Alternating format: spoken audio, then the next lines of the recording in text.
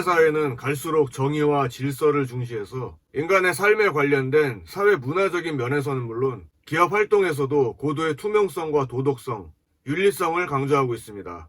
2010년 출간 당시 베스트셀러였던 마이클 샌델의 정의란 무엇인가가 지금까지도 많이 팔리고 있는 것도 이러한 추세를 반영한 사례라고 할 수 있습니다. 모든 영역에서 윤리가 갈수록 강조되지만 윤리 문제의 시작과 바탕이 되는 것은 우선 개인 윤리입니다. 개인 윤리의 수준이 낮은 사람은 남을 지도하거나 관리할 수 없으며 사회적으로도 중요하고 비중 있는 일을 해서는 안 됩니다. 이 개인 윤리가 바탕이 되어 직장 윤리, 기업 윤리, 직업 윤리 등으로 확장되고 윤리의 수준이 높아질 수 있는 것입니다. 특히 많은 집단과 이해관계로 얽혀있는 기업의 경우 더욱 도덕성과 윤리성이 강조될 수밖에 없습니다. 이번 영상에서는 기업 윤리에 대한 내용을 다루도록 하겠습니다. 계속해서 경영학개론 강의 영상을 받아보실 분은 지금 구독해 주시기 바랍니다.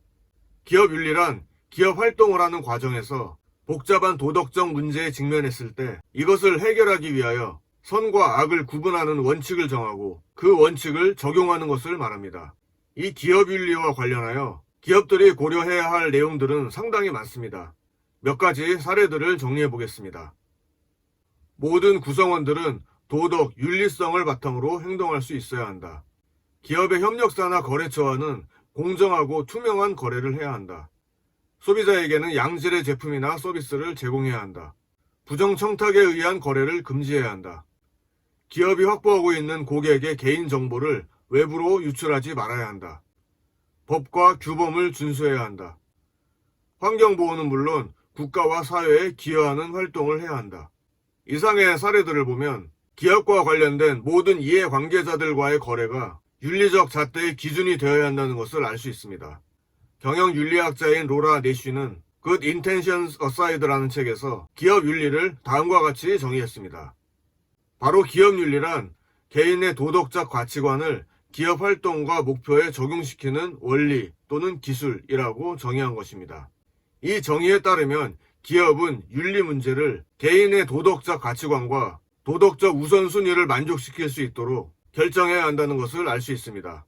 일반적으로 기업은 현실적으로 기업 윤리에 관한 의사결정을 할 때 자기이익 모델과 사회이익 모델의 두 가지 관점을 기반으로 하게 됩니다.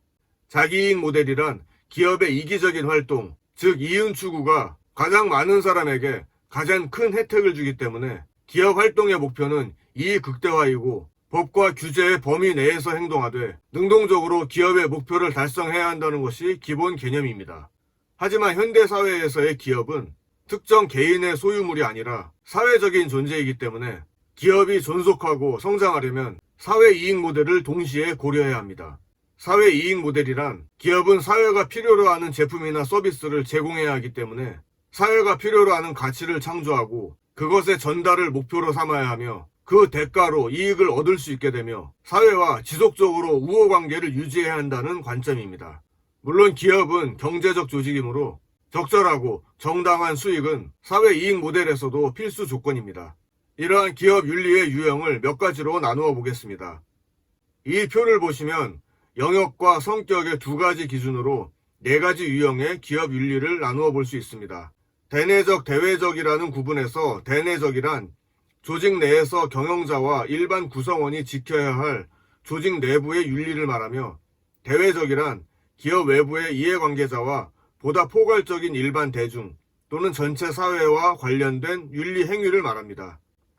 그리고 소극적, 적극적이라는 구분에서 소극적이란 하지 말아야 할 것을 하지 않는 기준이며 적극적이란 해야 할 것을 하는 기준이라고 보시면 되겠습니다. 윤리가 아무리 중요하더라도 기업 활동을 영위하면서 오직 윤리만을 강조할 수도 없고 윤리를 무시하면서 수익만을 강조할 수도 없습니다. 경영 상태가 아주 좋지 않은 기업이나 신생 기업에게 윤리를 지나치게 강조한다거나 기업의 모든 활동보다 윤리가 먼저여야 한다고 강요하는 것은 현실적으로 많은 문제점이 발생할 수 있습니다. 윤리성을 강조하되 윤리의 수준을 기업의 수준과 잘 맞게 설정하고 이윤과 조화시켜야 사회로부터 존경받으면서 발전할 수 있습니다. 윤리적 기업이란 윤리와 기업 윤리를 잘 조화시키면서 기업 활동을 해나가는 기업입니다. 다시 말해 기업 윤리 수준이 높은 기업이란 윤리의 수준과 기업 이익을 잘 조화시킨 기업으로서 기업의 의사결정이 이해관계자들의 이익과 기업의 이익을 함께 고려하면서 동시에 사회로부터 신뢰받을 수 있는 기업 활동을 영위하는 것을 의미합니다. 물론 과거 시대에 비해서 기업의 윤리적 측면을 강조하고 있다는 사실은 모든 기업인들이 주목해야 할 사항입니다. 기업이 오직 이윤의 추구만을 목표로 한다면 앞으로 전개되는 경영 및 사회 환경에서 살아남을 수 없는 시대가 된 것입니다. 앞으로 사회가 기업에게 요구하는 가치관은 높은 윤리적 기준을 가지고 공동의 선을 위해 노력하는 기업인 것입니다. 이렇게 윤리를 강조하는 것은 결국 이익 창출에도 긍정적인 역할을 하게 될 것입니다. 이제 기업 윤리는 기업의 궁극적인 목표에 포함되어야 하고 의사결정을 할 때 충분히 고려되어야 하며 또한 기업 문화로 정착되어야 합니다. 기업이 윤리성을 강화하는 경우 단기적으로는 비용이 발생하지만 궁극적으로는 기업의 이미지가 좋아져서 사회로부터 존경을 받는 기업이 되며 그 결과 기업의 매출액이나 수익성도 올라가게 됩니다. 따라서 기업이 윤리성을 강조하는 데 소요되는 비용은 비용 그 자체로 끝나는 것이 아니라 경쟁력을 향상시키는 투자의 개념으로서의 성격을 갖게 되며 장기적으로는 경쟁력을 유발시켜 기업에게 이익을 가져다 주게 됩니다. 과거의 기업이 어떻게 돈을 많이 벌 것인가에만 관심을 쏟았다면 현재의 기업은 번 돈을 어떻게 값지게 사용할 것인가로 그 가치관이 변환된 것입니다. 윤리 경영은 기업의 사회적 책임이라는 거시적인 관점에서 다뤄지고 있기 때문에 ISO 26000과 같은 국제 표준에서 제시되어 기업 윤리에 관한 내용과 지침을 제공하고 있습니다. 마지막으로 기업 윤리 수준의 제고 방안을 살펴보겠습니다.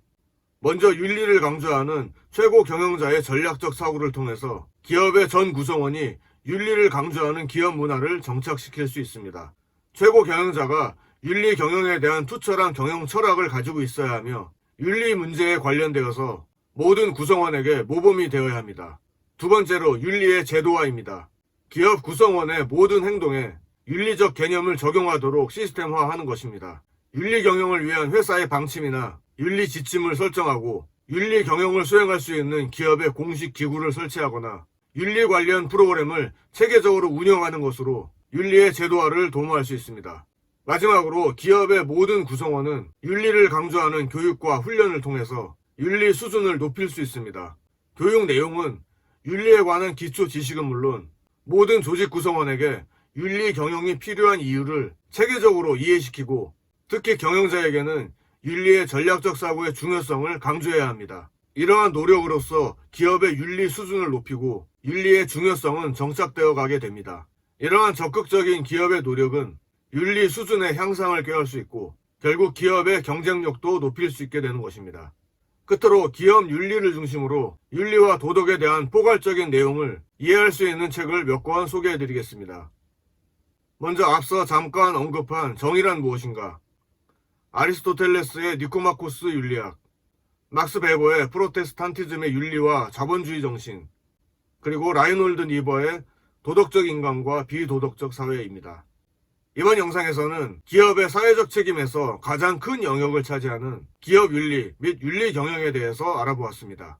내용이 도움되셨다면 좋아요 눌러주시고 앞으로 경영학개론 강의 영상을 계속 받아보실 분은 지금 구독해주시면 감사하겠습니다.